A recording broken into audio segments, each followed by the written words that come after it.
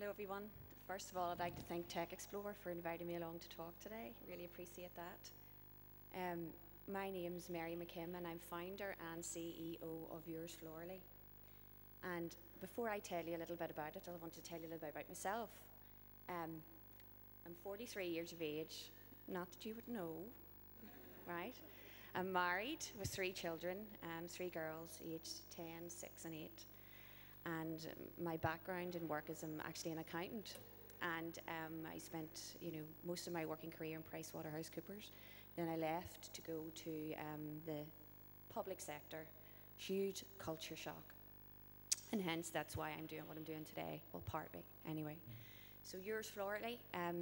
What is Yours Florally? Well, it's an online platform that allows local high street florists to have access to the international market that the big players have, and those big players are like Interflora, I'm sure 1-800-Flowers for our American visitors. And it was a truly light bulb moment, because where that actually came from, hold on, yeah, that's up, okay. In terms of the story, my sister is a florist and has been for 20 years. And it was about, my journey began 5 or 6 years ago. And she said to me, Mary, would you help me set up a business? And I said, yeah, of course, did the whole business thing, wasn't really interested in flowers, never have been. And I started to do the, obviously the financials around it and looking at it, and she was a member of a relay network, Interflora. Couldn't believe how little money she was making. And she didn't understand, because she loves floristry. Her vocation is flowers, she just likes to make them up. Whereas, my vocation was in the number crunching. And I said to her, Jackie, why are you doing this for these people? Because you're making nothing. And the 3 busiest times of the year, Mother's Day, Valentine's Day, and Christmas, of course, is where they make 60% of their revenue. And they were just busy fools. They were running around making nothing. And I said, you know what? I can do this, I can do it smarter, I can do it better, I can do it faster, and I can make it better for the florist. And more importantly, for you as a consumer, you'll get a better bunch of flowers at the end of it. So I went home, sat in the kitchen, and got out a pen and a bit of paper, and I wrote down on the page, what are the things I need to do to get started in this business? And I came up with 4 things. I needed money, I needed flowers, somebody who knew something about flowers. I also needed a website to be able to sell this on the platform. And then I also needed the florists to buy into this, because without the florists, I couldn't get anything delivered. Well, I did have 2 out of 3 of those things. I had my sister, who did all the floristry. I used my children's inheritance and maxed my credit cards out. It's the only way to do it. And I thought, I don't think I'm going to go back to work here. I've got to work for myself. Here's an opportunity. And it was, I suppose, a personal and an emotional relationship that I was having with my sister, because I thought, you work hard, you love what you do, you shouldn't be penalised for doing that, big corporates. So the next challenge for me then was to get a website provider. And I managed to bag Export Technologies. And for any of you who know of chain reaction cycles, now the biggest probably cycle, yeah, those were the guys behind the success story, and I managed to convince them that I could be the next chain reaction cycles, but it hasn't worked just yet. But so those guys, they are my platform providers, so that's where our website runs off. So I got the website going. Then I sat in my bedroom, and for 2.5 weeks, and I rang nearly every florist in the country. I did my research online, printed off all of the Interflora members, because my beta test was in Northern Ireland only. Wanted to feel what their response was, and it was awesome. They just thought, really? Can you do this? And let me explain what I was offering. I wasn't offering flowers, I was offering a technology business to them. I'm a SaaS model, like a software as a service, and what I was offering these florists was, I have a platform here, and what I will do is I will go to the international market, and I will get you the orders from America and Australia and Canada, and I will bring them here, and then I'll send them to you, and you can deliver them locally. And they thought, well, this is great, because these are local high street florists who don't have the time or the resource or the understanding to compete online in anything to do with e-commerce, and most don't even have a website. So why should they be excluded from getting those orders that the likes of Interflora, 1-800 and all the rest are capturing the market with? And they thought, this is awesome. And the best part about it, it was free. So I said, I'll do it free, I'll not charge you membership. So I had the network in place. Roll forward 6 months. I think it was the 12th of July, funny enough. We set the website live, and within 15 minutes, I get my first order. And I was like, wow, this is so easy. This is great. Why didn't I do this long ago?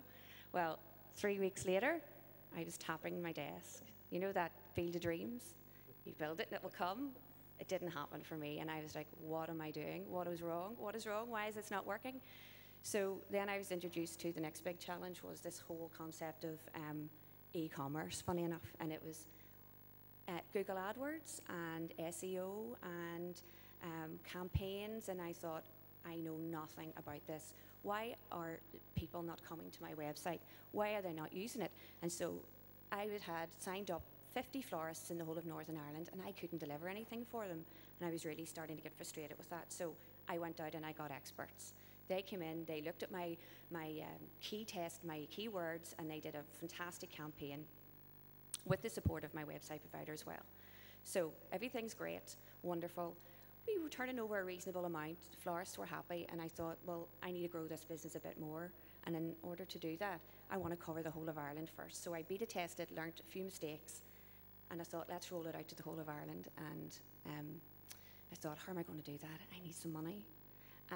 So I did a lot of research first to see who would really complement, I suppose, the industry that I was in.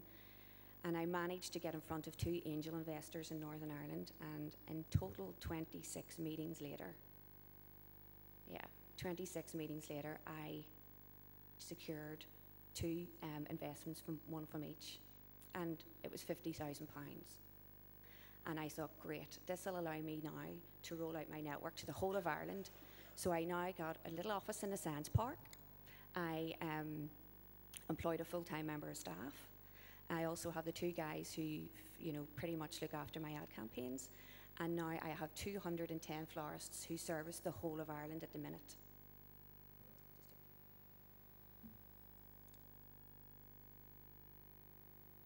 So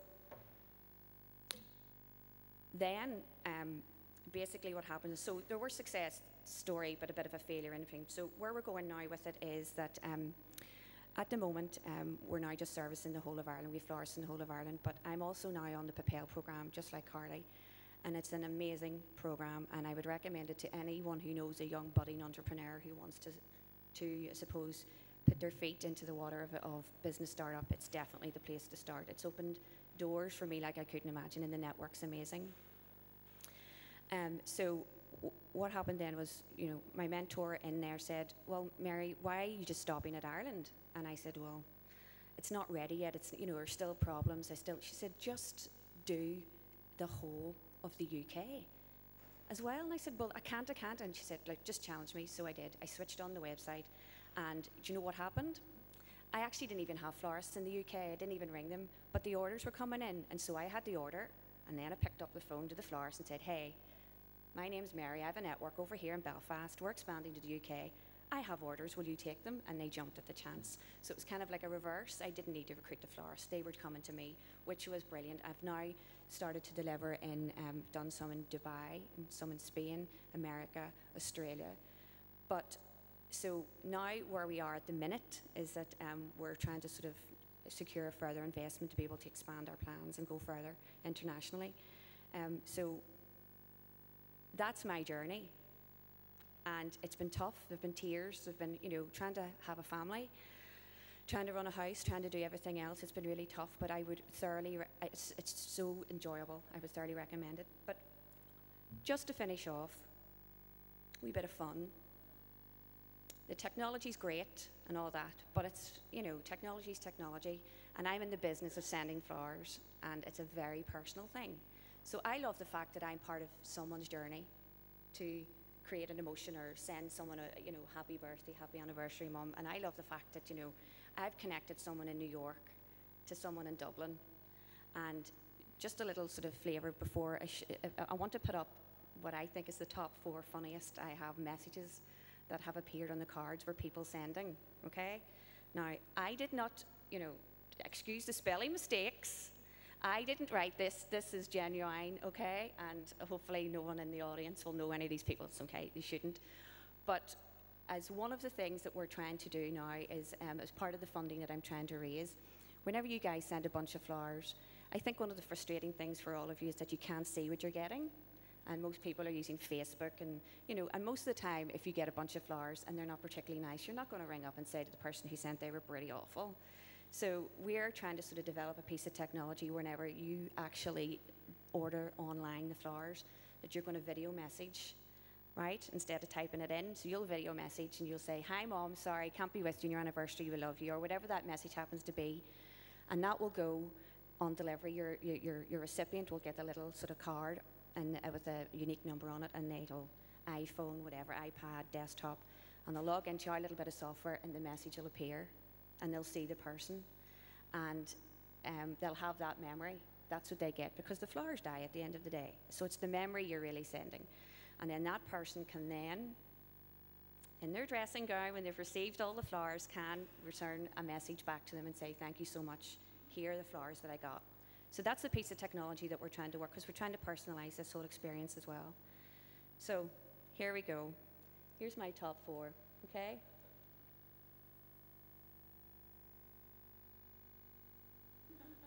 Don't ask it. You don't try to, you just do what you're told. You're told to write them in. Happy birthday, Ma. I mean, must have been somebody from Belfast doing that one. Okay?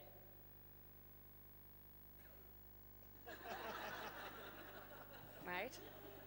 Now, this one is obviously somebody who is a foreigner, or who just, I don't know, doesn't speak English.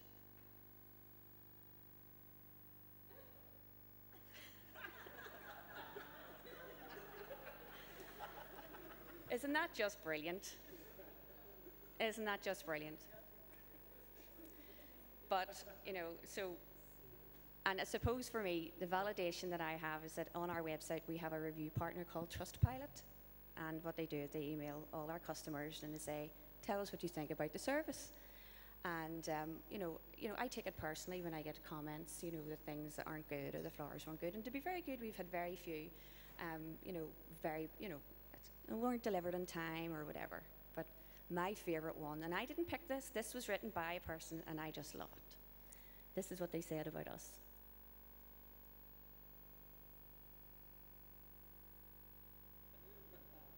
Isn't that cool? So it really validates that what I'm doing is really making a difference to people, and that's what it really is. It's about connecting people. It's taking my business acumen, flowers and technology, and just mashing it all together and trying to create a personal connection as well. Thank you very much for your time.